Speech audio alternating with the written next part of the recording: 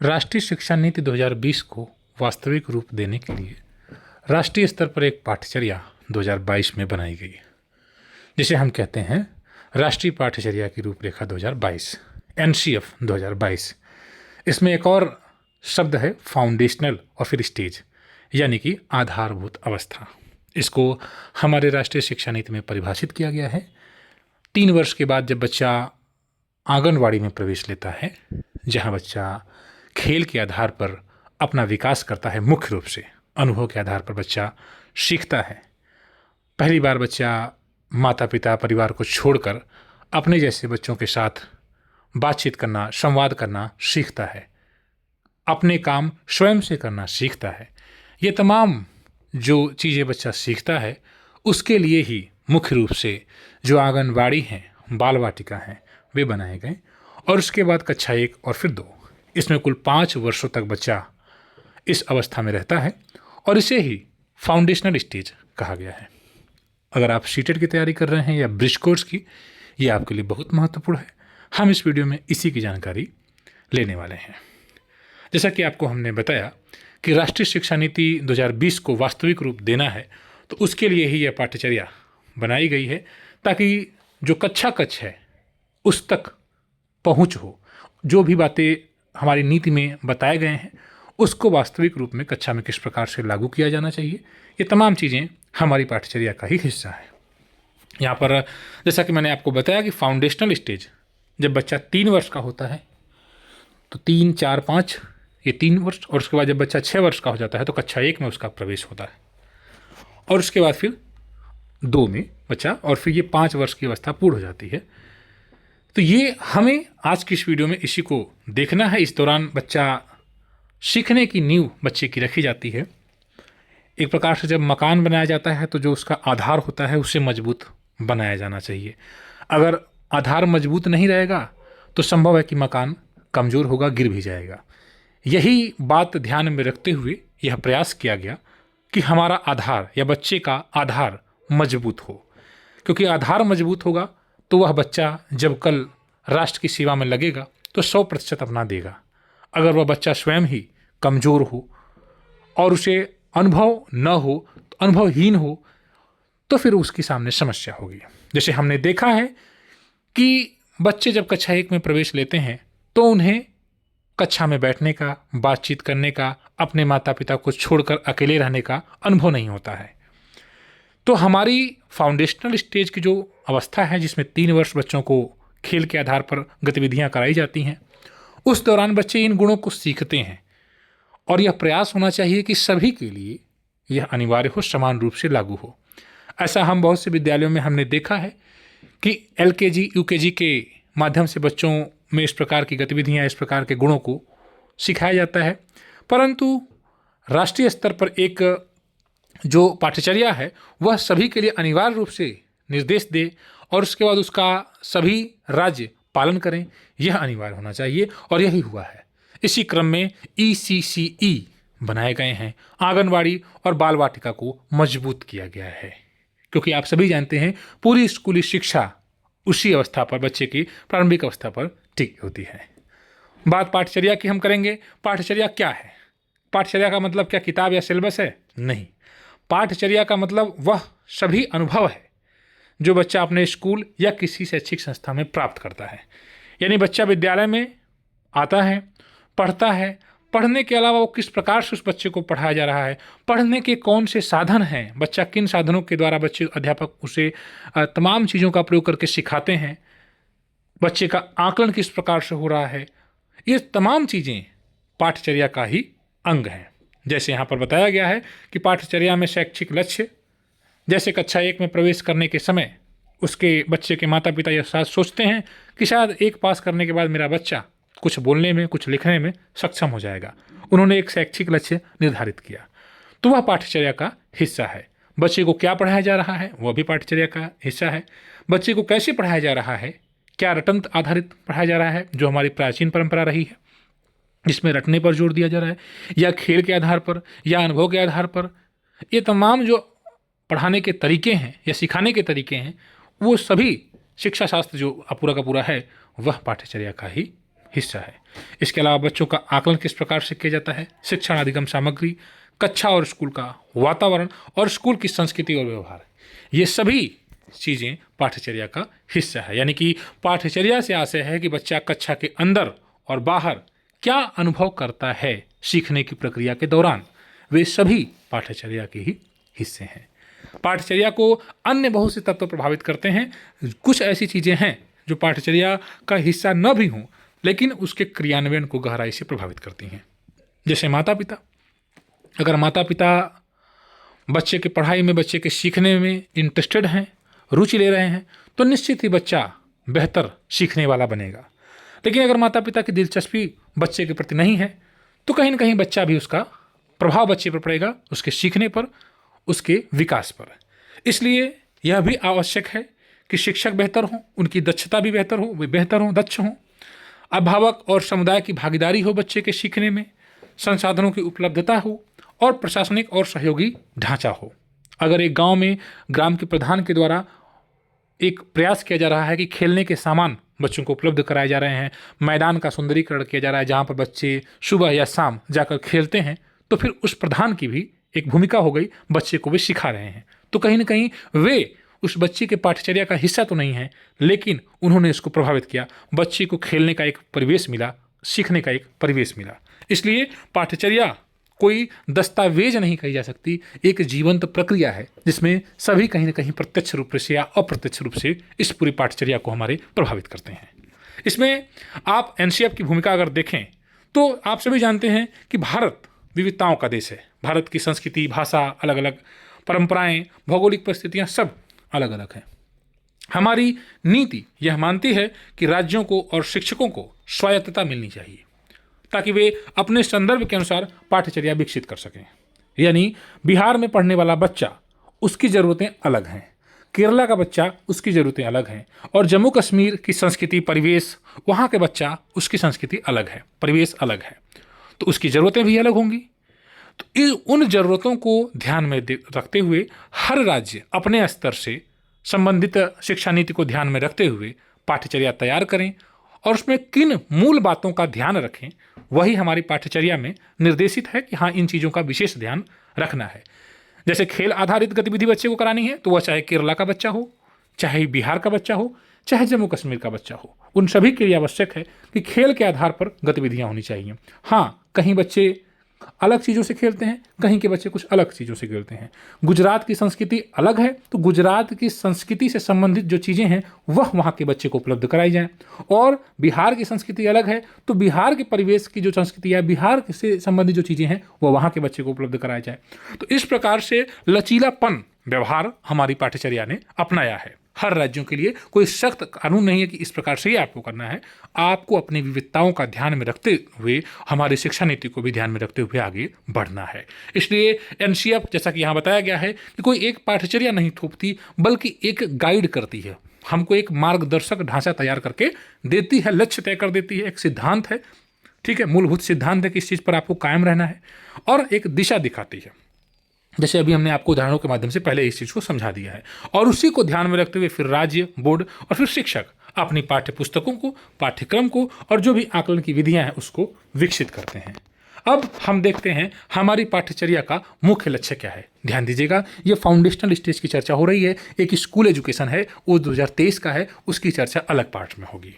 हमारी एनईपी 2020 कहती है कि भारत की जो स्कूली शिक्षा प्रणाली है उसमें जो सकारात्मक बदलाव अगर लाना है तो एनईपी की जो सोच है उसके अनुसार एनसीएफ जो हमारा है वो कहता है कि व्यवहारों को बदलने की ज़रूरत है, विचारों को नहीं। जो हमारा व्यवहार है उसको बदलने की ज़रूरत है, यानी हम किस प्रकार से बच्चे को पढ़ा रहे हैं, हमारे पढ़ाने का व्यवहार बदलना चाहिए, कैसे पढ़ा रहे हैं, क्या पढ़ा रहे हैं, और स्कूल का वातावरण और जो भी स्कूल की संस्कृति है इसको बदलने की ज़रूरत है। ठीक है, अब देखिए, बच्चों को जो भी समग्र स्कूल अनुभव है उसको बेहतर बनाने का उद्देश्य है, और इसमें केंद्र में शिक्षक हैं। राष्ट्रीय शिक्षा नीति और एनसीएफ जो कहता है उसके केंद्र में शिक्षक इसलिए हैं कि नीति चाहे कितनी भी बेहतर हो लेकिन उसको लागू करने वाला, ज़मीन पर उतारने वाला, बच्चे के साथ सब जो समय बिताता है, और वह मुख्य रूप से अध्यापक ही हैं। पूरी की पूरी शिक्षा नीति अगर अध्यापक न सेंटर्ड ना हो, अध्यापक उस पर काम न करें, तो शिक्षा नीति और हमारी शिक्षा व्यवस्था चरमरा जाएगी, गड़बड़ हो जाएगी। इसलिए हमारी जो एनसीएफ है उसमें शिक्षक को केंद्र में रखा गया है। इसलिए अभिभावक, समुदाय, प्रशासक की भी भूमिका है, लेकिन इसमें जैसा मैंने आपको बताया कि शिक्षक ही केंद्र में है, क्योंकि कक्षा में बदलाव शिक्षक ही लाते हैं। जो भी नीति ने कहा है उसको वास्तविक रूप शिक्षक ही देते हैं। इसलिए एनसीएफ की भाषा, उदाहरण और ढांचा शिक्षकों को ध्यान में रखकर तैयार किया गया है। इसमें प्रारंभिक बाल्यावस्था देखभाल और शिक्षा की हम बात करते हैं, जिसे early childhood care and education कहते हैं, जो बच्चे के जीवन के पहले 8 वर्ष हैं, उस बच्चे के पूरे जीवन की नींव रखते हैं।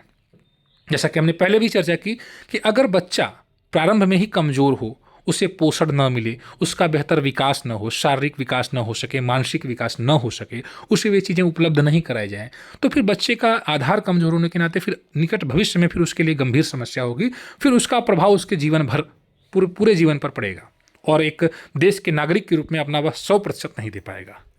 आप सभी जानते हैं कि बच्चे के 6 वर्ष होने तक उसके मस्तिष्क का लगभग 85% से अधिक विकास हो चुका होता है। और इसी समय अगर उस बच्चे को बेहतर पोषण मिले, देखभाल मिले, प्रोत्साहन मिले, तो उसका एक लंबा असर होता है उसके जीवन पर। इसलिए हमारी ECCE को मजबूत बनाया जा रहा है, यानी कि अर्ली चाइल्डहुड केयर जिसको कहते हैं, जिसमें प्रारंभिक अवस्था में बच्चे पर विशेष ध्यान दिया जाएगा। इसमें जन्म से 8 वर्ष तक ये ECCE को माना गया है। इसमें बच्चा 3 वर्ष तक, प्रारंभ में 3 वर्ष तक मुख्यतः घर पर सीखने की प्रक्रिया उसकी रहती है। जब बच्चा 3 वर्ष का हो जाता है उसके बाद बच्चा ECC में आता है, जो मतलब विद्यालयी शिक्षा, विद्यालयी परिवेश में आता है, जिसको प्रारंभ में आप आंगनवाड़ी या बाल वाटिका कहते हैं। उस पर भी हमने चर्चा की है और आगे करेंगे। प्रारंभ में 3 वर्ष में बच्चा घर के वातावरण में रहता है। माता पिता, परिवार, देखभाल करने वाले यही मुख्य भूमिका अदा करते हैं और इसी के द्वारा बच्चे का विकास होता है। यहाँ बच्चे को पोषण सरकार के द्वारा उपलब्ध कराया जाता है, आप सभी जानते हैं। स्वास्थ्य की बात हो रही है, तमाम योजनाएं सरकारों के द्वारा चलाए जा रहे हैं। सुरक्षा की बात हो रही है, भावनात्मक देखभाल, बातचीत, खेल, संगीत, आवाज़ बच्चा निकालना सीखता है, स्पर्श, ये तमाम चीज़ें बच्चा जो है प्रारंभ में अपने परिवार में सीख रहा होता है। जब बच्चा 3 से 8 वर्ष का होता है तो उस दौरान बच्चा फाउंडेशनल स्टेज में होता है। अब जो आपकी जो NEP है वो कहती है जो 3 से 8 वर्ष, जो 5 वर्ष की बच्चे की जो शिक्षण प्रक्रिया है, जिसमें प्रारंभ में 3 वर्ष तक बच्चे को मुख्य रूप से खेल के आधार पर, गतिविधि के आधार पर सिखाना है और फिर 1 और 2 में बच्चा फिर कक्षा 1-2 में पढ़ता है। तो इस 3 से 8 वर्ष को आप अलग अलग नामों से जानते हैं। कहीं आंगनबाड़ी कहते हैं, कहीं बाल वाटिका कहते हैं, कहीं प्री स्कूल, और कहीं उसको फिर कहा जाता है कि LKG, UKG और नर्सरी, इस तरह से कहा जाता है। और उसके बाद इसमें 1 और 2 होता है। तो ये कुल मिलाकर फाउंडेशनल स्टेज की बात हो रही है।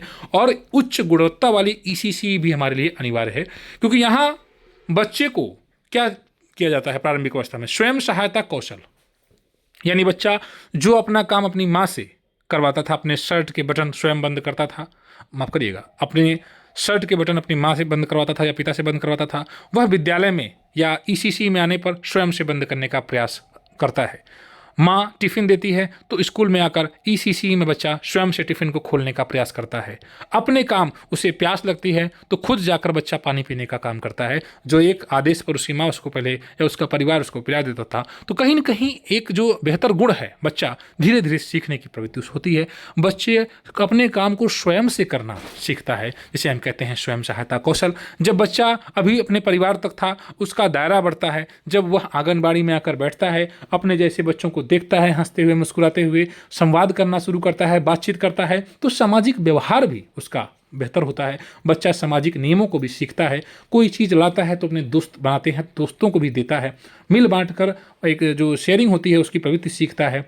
दूसरे के दुख में स्वयं दुख होना भी उसको पड़ता है, और अगर कोई खुश हो रहा है तो उसके साथ बच्चा खुश होता है, मुस्कुराता है। तो सामाजिक व्यवहार भी बच्चा सीखता है। स्वच्छता का भी ध्यान स्वयं बच्चा रखने का प्रयास करता है। आपने देखा होगा बच्चे भोजन करने के बाद विद्यालयों में, आंगनबाड़ी में फिर अपनी थाली खुद से धोने भी चले जाते हैं। तो ये स्वच्छता का भी विशेष बच्चा ध्यान देता है। ये सारी चीज़ों को ECC में मुख्य रूप से सिखाया जाता है। इसके अलावा बच्चे अपनी भावनाओं की अभिव्यक्ति को भी व्यक्त करना सीखते हैं, और साथियों के साथ बच्चे सामंजस्य करना सीखते हैं, एडजस्ट करते हैं। आपने देखा होगा कुछ बच्चे जिस बच्चों को ज़्यादा पसंद करते हैं उन्हें अपने साथ बैठाने का प्रयास करते हैं, और कुछ बच्चों के साथ नहीं पसंद उन्हें करते हैं तो उनसे दूरी भी बनाने का प्रयास करते हैं। तो एक प्रकार से एडजस्टमेंट भी बच्चे करते हैं। इसमें हमने आपको पहले बताया मुख्य रूप से खेल के आधार पर शिक्षा दी जाती है। इस आयु में खेल आधारित शिक्षा ही सबसे प्रभावी होती है, क्योंकि बच्चे का जिज्ञासा इससे बढ़ता है।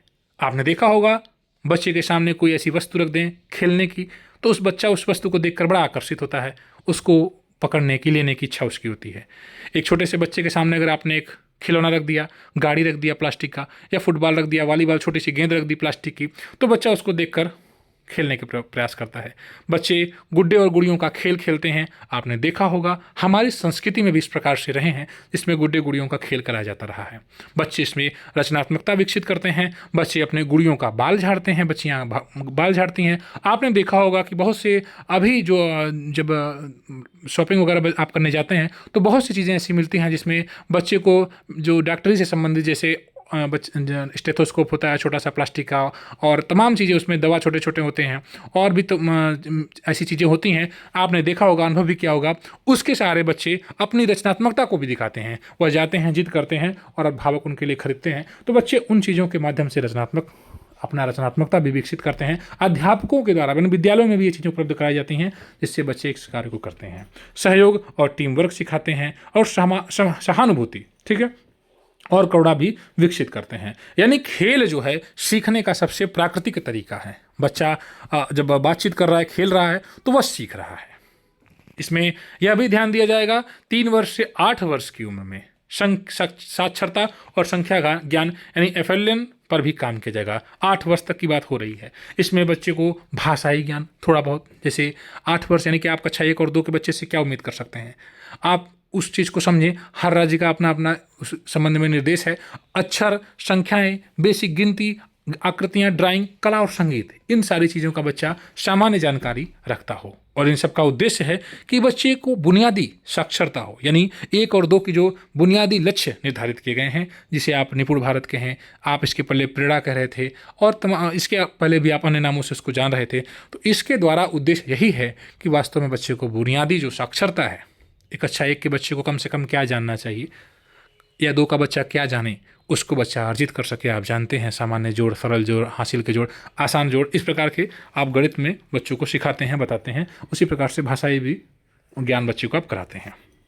NEP 2020 में FLN को पूरी शिक्षा व्यवस्था की नींव भी माना गया है, जो आपका फाउंडेशनल, हम लोग कहें कि फाउंडेशनल लिटरेसी एंड न्यूमरेसी जो है, इसका लक्ष्य यही है कि 2025 तक, और अभी इसी लक्ष्य को लेकर आगे भी काम अभी राज्यों के द्वारा किया जा रहा है, जिसमें हर बच्चे को निःशुल्क, सुरक्षित और उच्च गुणवत्ता वाला ECC उपलब्ध कराया जाए। आपने देखा, कई राज्यों में स्कूलों को मर्ज किया गया, और मर्ज करने के बाद खाली बचे स्कूलों में ECCE खोलने के निर्देश दिए गए, जिसमें early childhood care and education चलाए जाएंगे, और उसमें बच्चे के सामाजिक, आर्थिक, पारिवारिक पृष्ठभूमि पर निर्भर नहीं होना है।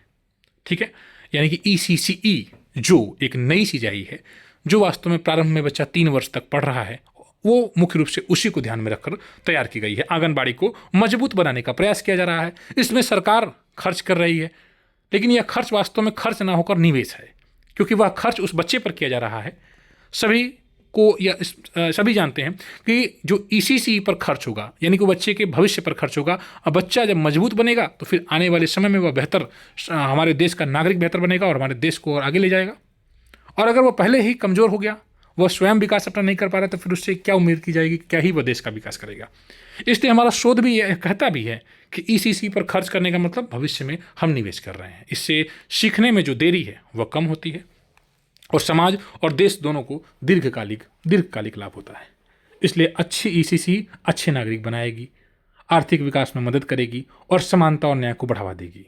निष्कर्ष के रूप में हम यही कह सकते हैं कि बच्चे का जो मस्तिष्क का विकास है, जो स्कूल की तैयारी है, बेहतर सीखने के परिणाम है, समानता, रोजगार और देश की समृद्धि, इन सभी के लिए ECCE आवश्यक है, यानी गुणवत्तापूर्ण शिक्षा, यानी अर्ली चाइल्डहुड, यानी प्रारंभिक अवस्था में बच्चे की देखभाल हो, पोषण हो। सरकारों के द्वारा तमाम भोजन सामग्री उपलब्ध कराई जाती है MDM के माध्यम से, और उसके पहले आंगनबाड़ी कार्यकर्तियों के माध्यम से घर घर बच्चों को अनाज उनकी माताओं को भी उपलब्ध कराया जाता है।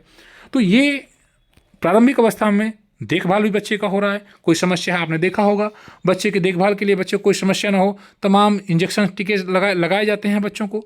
यह सब उस बच्चे का ही देखभाल है, उसी का क्रम है। और फिर देखभाल के साथ साथ शिक्षा भी, जो कि बच्चा ECC के माध्यम से करेगा। इसलिए शिक्षक, अभिभावक, समुदाय और प्रशासक सबको मिलकर फाउंडेशनल स्टेज को मजबूत बनाना होगा।